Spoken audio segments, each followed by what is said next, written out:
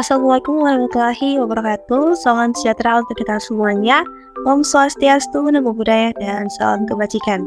Perkenalkan, kami dari mahasiswa Universitas Tadulako, jurusan Teknik Informatika. Nah, di sini kami dari kelompok 1 akan membahas terkait ujian tengah semester mata kuliah statistika dan probabilitas. Namun sebelumnya saya akan memperkenalkan terlebih dahulu anggota dari kelompok 1. Yang pertama ada Sri Putriana dengan stambuk EF551-20058, ada Nuriska Salsabila dengan stambuk EF551-20067, ada saya sendiri Taffaria Natalia dengan stambuk EF551-20070. Oke, mungkin langsung saja kita masuk ke pembahasan ujian tengah semester statistika dan probabilitas.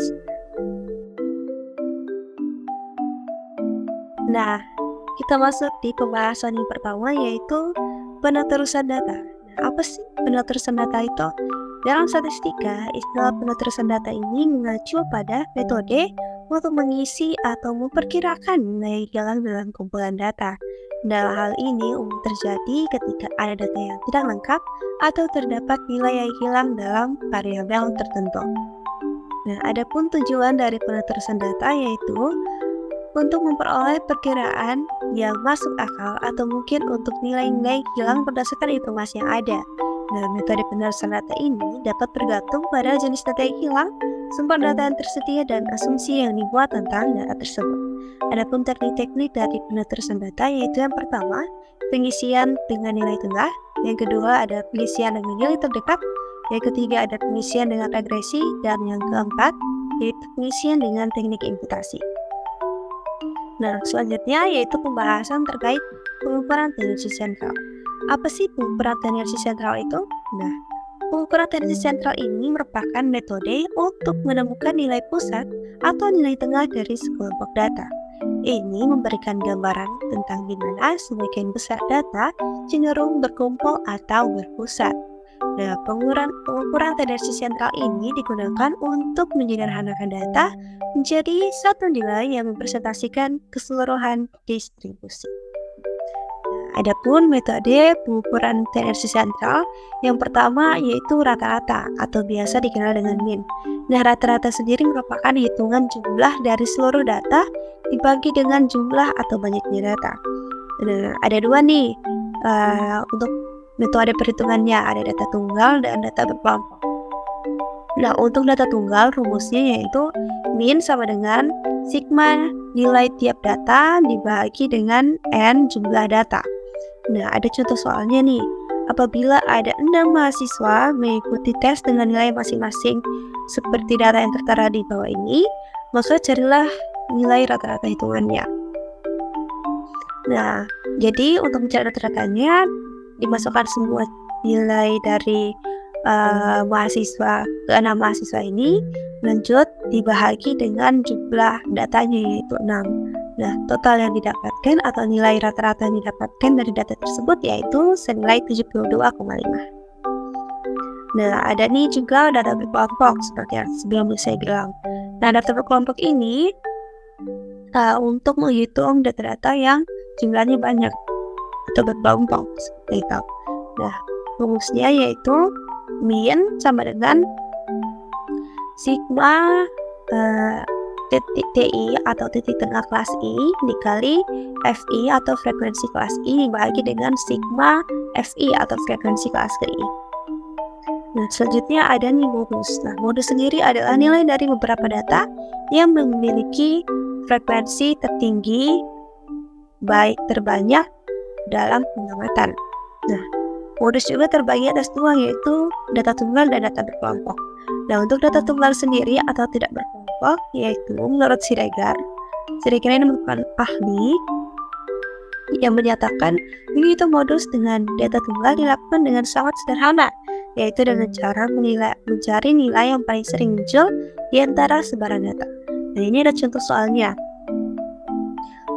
Untuk UTS pelajaran statistika 10 orang mahasiswa adalah sebagai berikut.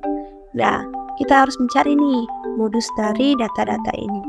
Nah, kita bisa lihat di sini ada 4 data yang memiliki nilai 75, sehingga dapat dilihat bahwa modus dari data tersebut yaitu 75 karena unsur sebanyak 4 kali. Nah, untuk data berkelompok, yaitu modus untuk data berkelompok, rumusnya adalah modus sama dengan BP atau batas bawah kelas yang mengandung nilai modus ditambah dengan P atau panjang kelas dikali F1, yaitu F1 merupakan selisih antara nilai frekuensi di kelas modus dengan frekuensi sebelum kelas modus dan dibahagi dengan F1 tambah F2. Nah, F2 sendiri merupakan selisih antara nilai frekuensi di kelas modus dengan frekuensi sesudah kelas modus. Oke, selanjutnya yaitu median. Nah, median sendiri merupakan nilai tengah dari data yang terlebih dahulu diurutkan dari data yang terkecil sampai data yang terbesar, ataupun sebaliknya, yaitu terbesar sampai yang terkecil. Nah, untuk data berkelompok, yaitu rumus mediannya, yaitu letak median sama dengan N tambah 1 bagi 2, atau jumlah data ditambah 1 dibagi 2. Untuk data berkelompok, untuk menghitung rumus mediannya yaitu median sama dengan BP atau batas bawah kelas yang mengandung kelas median ditambah dengan panjang kelas dikali dengan 1/2 data, 1/2 jumlah data dikurang IF atau jumlah dari semua frekuensi kumulatif sebelum kelas median dibagi dengan F atau frekuensi dari kelas median. Nah, selanjutnya yaitu metode pengukuran sentral terkait kuartil dan pernyataan persentil. Nah, kuartil atau biasa disebut dengan Q membagi data menjadi 4 sebagian yang sama ukurannya. Nah, ada 3 kuartil, yaitu yang pertama kuartil 1 atau kuartil pertama adalah median dari setengah dari data pertama, sedangkan kuartil kedua atau Q2 adalah median dari seluruh data, dan kuartil ketiga adalah median dari setengah data kedua.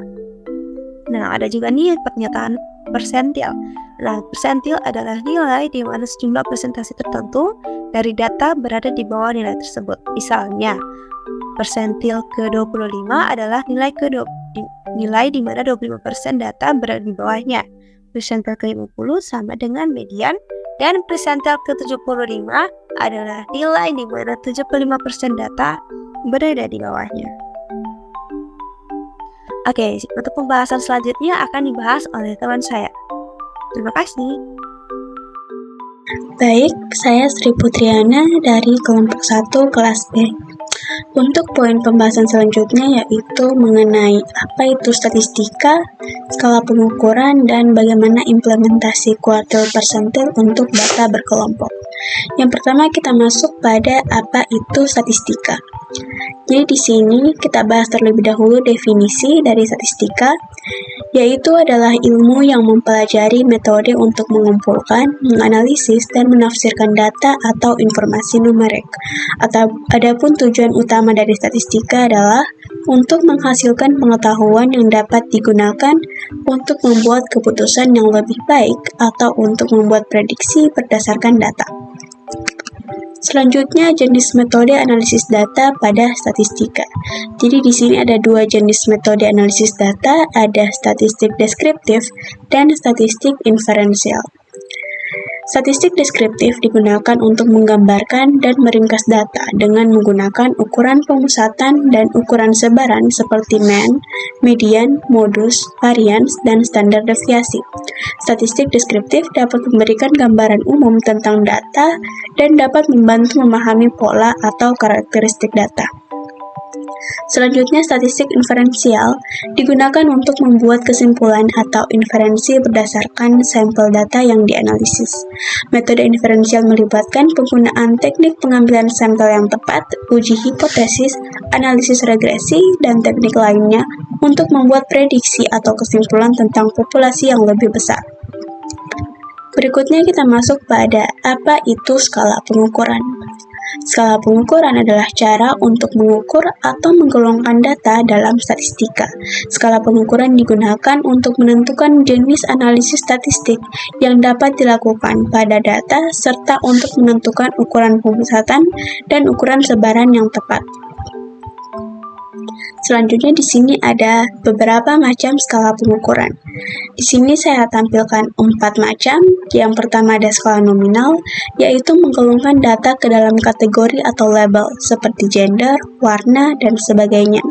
Lalu ada skala ordinal yang menggolongkan data ke dalam kategori atau label dengan urutan tertentu seperti tingkat pendidikan, kelas sosial, dan sebagainya.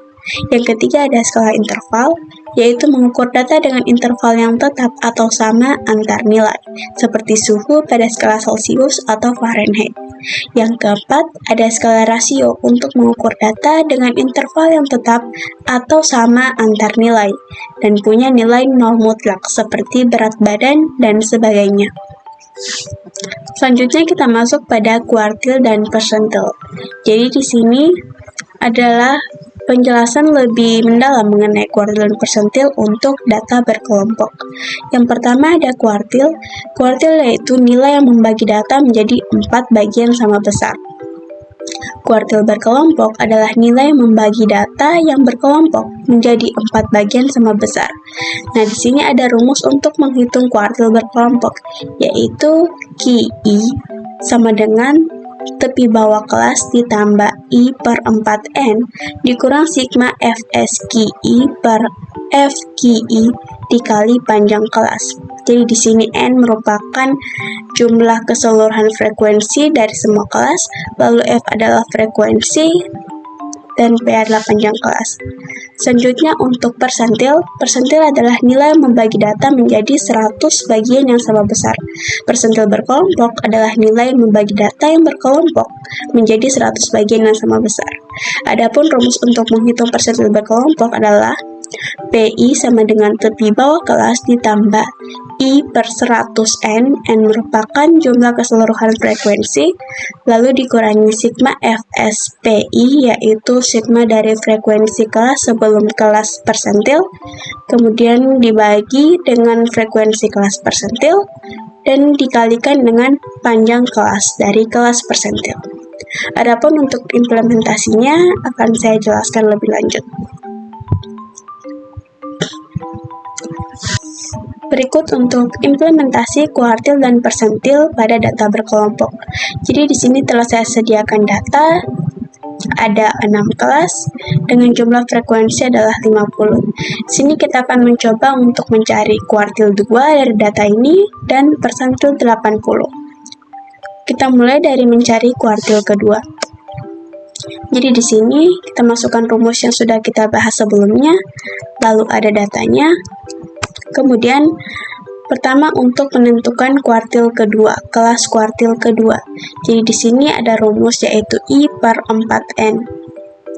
I ini merupakan letak kuartil yang ingin kita cari, lalu per 4 yaitu jumlah kuartil, dan N adalah jumlah frekuensi keseluruhan. Jadi kita akan mencari kuartil kedua dari 4 kuartil dikali dengan 50, yaitu jumlah frekuensi keseluruhan sama dengan 25. Nah, caranya adalah kita menambahkan frekuensi setiap kelas dari atas ke bawah sampai menemukan hasil 25. Jadi kita tambahkan 4 ditambah 8 sama dengan 12, 12 ditambah 14 sama dengan 26. Nah, 25 sudah terpenuhi di kelas ketiga. Jadi kelas ketiga merupakan letak kuartil kedua yang akan kita cari. Selanjutnya, sesuai rumus kita tentukan tepi bawah kelas. Nah, untuk menentukan tepi bawah kelas yaitu batas bawah kelas dikurangi 0,5. Nah, dari kelas ketiga tadi batas bawah dari 30, batas bawah kelas yaitu 30 dikurang 0,5 yaitu 29,5. Selanjutnya kita cari sigma FSQ2. Di sigma FSQ2 ini merupakan jumlah keseluruhan frekuensi sebelum kelas kuartil. Karena kelas kuartil kita berada di kelas ketiga, maka yang ditambahkan adalah frekuensi kelas pertama dan frekuensi kelas kedua, yaitu 4 ditambah 8 sama dengan 12. Kemudian FKI yaitu frekuensi kelas kuartil 14, kemudian P adalah panjang kelas yaitu sama dengan 5. Panjang kelas ini merupakan interval dari kelas kuartil kita yaitu 30, 31, 32, 34, 33, 34. Jadi ada 5 nilai panjang kelasnya. Selanjutnya untuk mencari nilai kuartilnya, selesaikan dengan memasukkan semua nilai yang kita dapatkan tadi ke dalam rumus, yaitu tepi bawah 29,5 ditambah letak kuartil kedua yaitu 25 dikurang 12 yaitu sigma frekuensi kelas sebelum kelas kuartil per 14 merupakan frekuensi kelas kuartil kita dikali panjang kelas dari kelas kuartil. Setelah itu kita lakukan perhitungan dan didapatkan hasil kuartil kedua dari data kita adalah 34,14. Selanjutnya untuk persentil. Untuk persentil ke-80, caranya kurang lebih sama dengan tadi. Kita masukkan rumus, lalu datanya, kemudian untuk mencari letak persentil ke-80, menggunakan rumus I per 100. I merupakan nilai letak persentil yang akan kita cari, dalam hal ini 80, kemudian dikali dengan N jumlah keseluruhan frekuensi dari data. Jadi 80 per 100 dikali 50 yaitu 40. Nah, untuk mencari letak kelasnya sama juga dengan tadi, kita menambahkan seluruh frekuensi pada data dari atas ke bawah sampai menemukan letak persentil yaitu 40 tadi. Jadi 4 tambah 8, 12, 12 tambah 14, 26, 26 tambah 12, 38, 38 tambah 10, 48. Jadi kita menemukan letak persentil kita pada kelas ke-5 yaitu ini 40, 44 dengan jumlah frekuensi 10. Setelah itu kita cari tepi bawah kelas, sama saja yaitu batas bawah dikurangi 0,5, ini batas bawahnya 40 dikurang 0,5 sama dengan 39,5. Kemudian kita cari nilai frekuensi sebelum kelas kuartil, itu 38, 4 tambah 8 tambah 14 tambah 12. Lalu frekuensi kelas persentil kita, kelas persentil kita yang ke-80 yaitu tadi 10 dan panjang kelasnya 40, 41, 42, 43, 44 yaitu ada 5. Kemudian untuk mencari nilai persentilnya, kita masukkan nilai yang sudah kita dapatkan ke dalam rumus yaitu tepi bawah sama dengan 39,5 ditambah letak persentil ke-80 yaitu nilai 40 tadi dikurangi 38 yaitu jumlah frekuensi sebelum kelas kuartil per 10 yaitu frekuensi kelas kuartilnya kita dikali 5 yaitu panjang kelas kuartil.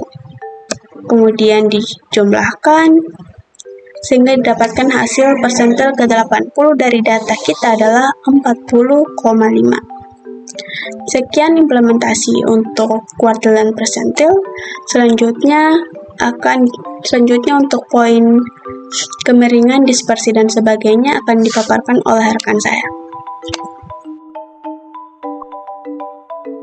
Baik, saya Nuriska Salsabila, stambuk F551-20067. Di sini saya akan menjelaskan mengenai pengukuran dispersi.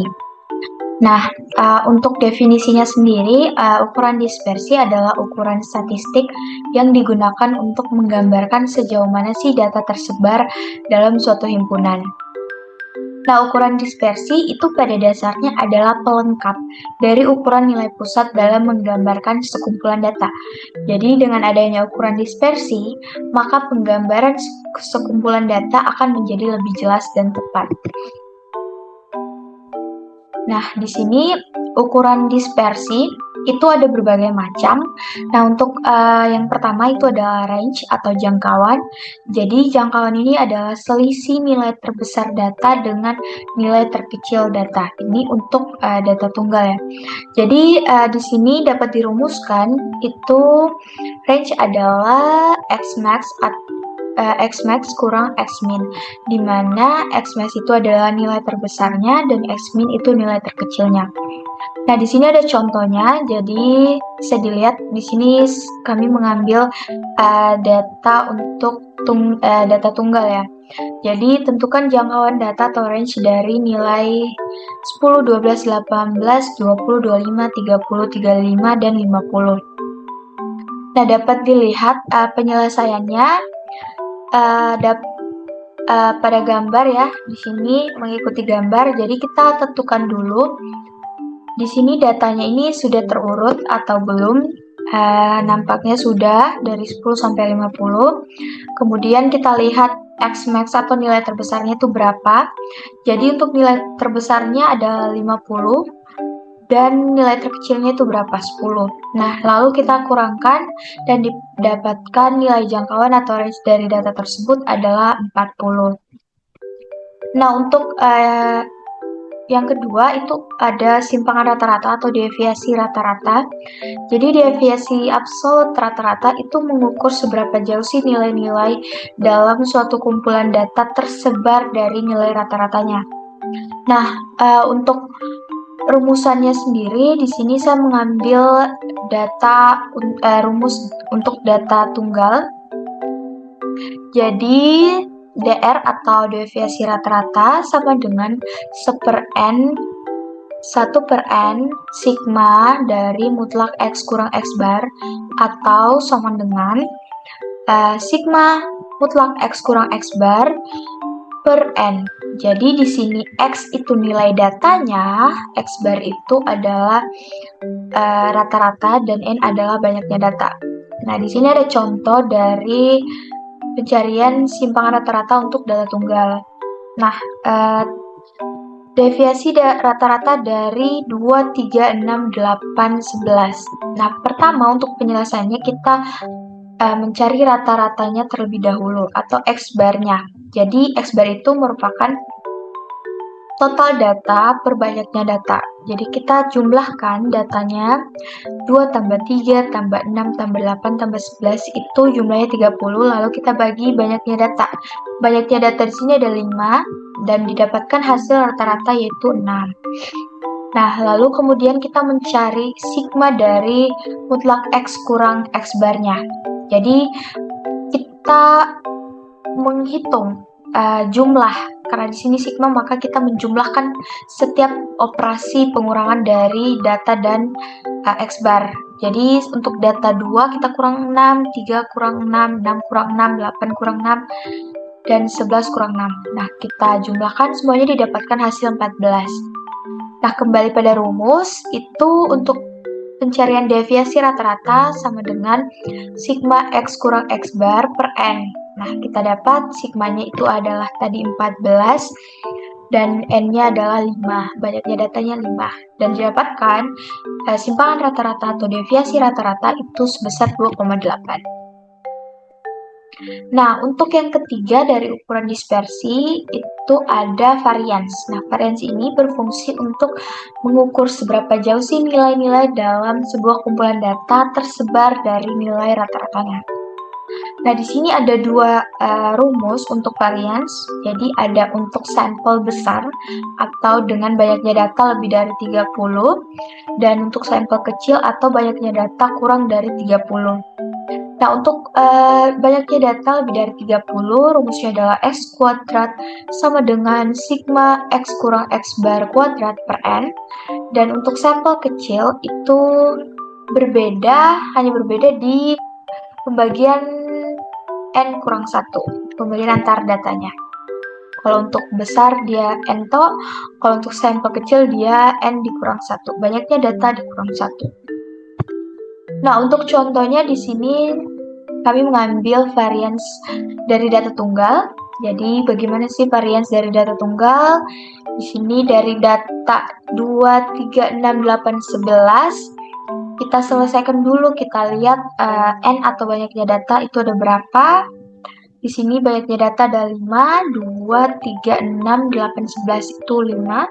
Lalu kita mencari rata-ratanya dengan menjumlahkan data-data tersebut, lalu kita bagi dengan banyaknya data, didapatkan rata-ratanya adalah 6. Dan kita menghitung X kurang X barnya itu dari setiap data berapa, lalu kita kuadratkan X kurang X barnya, lalu untuk X kuadrat juga kita operasikan. Nah, setelah itu kita lihat kita totalkan dari masing-masing X, lalu X kurang X bar kuadrat, lalu X kuadrat. Lalu kembali pada rumus, itu sigma X kurang X bar kuadrat per N kurang 1. Nah, di sini kita sudah dapatkan total dari operasi X kurang X bar kuadrat, dapatkan 54 dan N-nya. Nah, di sini N kurang 1, kenapa? Karena di sini jumlah datanya itu kurang dari atau sama dengan 30. Jadi kita mengambil rumus yang ini. Nah, di sini kita N-nya kita kurang 1, yaitu 5 kurang 1 sama dengan 4. Jadi 54 bahagi 4 didapatkan hasil 13,5. Nah, untuk macam yang keempat, yaitu ukuran dispersi, ada standar deviasi atau simpangan baku. Jadi simpangan baku ini adalah akar kuadrat dari variansi atau varians. Jadi simpangan baku ini juga mengukur seberapa jauh nilai-nilai dalam sebuah kumpulan data tersebar dari nilai rata-ratanya. Jadi dapat dirumuskan, itu simpangan baku adalah akar dari varians. Di sini kalau S itu ini S kuadrat.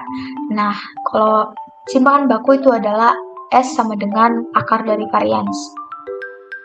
Jadi untuk contohnya, jadi simpangan baku dari contoh sebelumnya ya 2, 3, 6, 8, 11. Lalu untuk penyelesaiannya kita mengambil nilai varians dari yang kita dapatkan itu 13,5, jadi akar dari 13,5 adalah 3,67. Itu adalah nilai dari standar deviasi dari data tersebut. Lalu untuk materi selanjutnya ada kemiringan data. Jadi kemiringan atau skewness adalah ukuran statistik yang digunakan untuk mengukur seberapa simetris atau tidak simetris sih itu distribusi data. Nah, kemiringan dapat dihitung dengan menggunakan koefisien kemiringan atau person moment coefficient of skewness. Nah, jadi koefisien kemencengan person itu merupakan nilai selisih rata-rata dengan modus dibagi dengan simpangan baku. Nah, jadi dapat dirumuskan seperti ini. SK atau koefisien kemencengan person sama dengan rata-rata X bar dikurang dengan modus per simpangan baku per S ya. Nah, di sini ada gambar pada kemencengan distribusi. Nah, untuk gambar A itu kemencengan monceng ke kanan atau kurvanya menceng positif. Nah, untuk B itu dia lebih menceng ke kiri. Dapat dikatakan kurva tersebut menceng negatif. Nah, jadi ada penjelasannya. Jadi jika nilai SK itu kita dapatkan, maka ada beberapa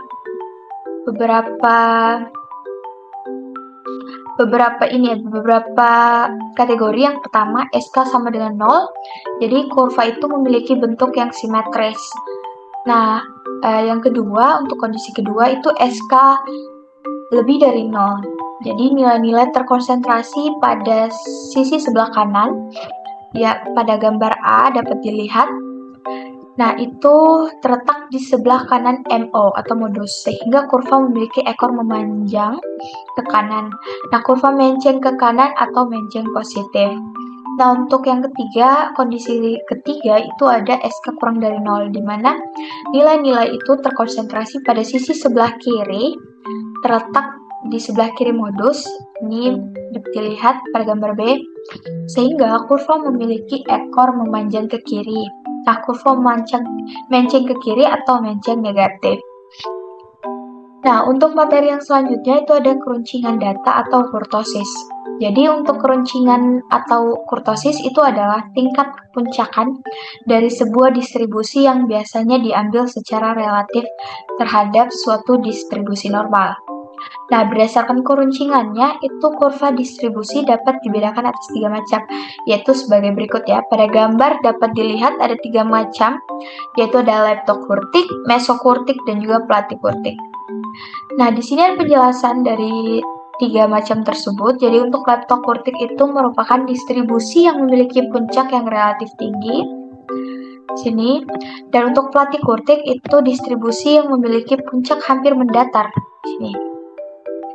Nah, yang ketiga itu ada mesokurtik. Jadi mesokurtik ini merupakan distribusi yang memiliki puncak tidak tinggi dan juga tidak mendatar. Jadi dia berada pada tengah-tengah. Oke, itu saja yang dapat saya jelaskan. Apabila ada kesalahan, mohon dimaafkan. Wassalamualaikum warahmatullahi wabarakatuh.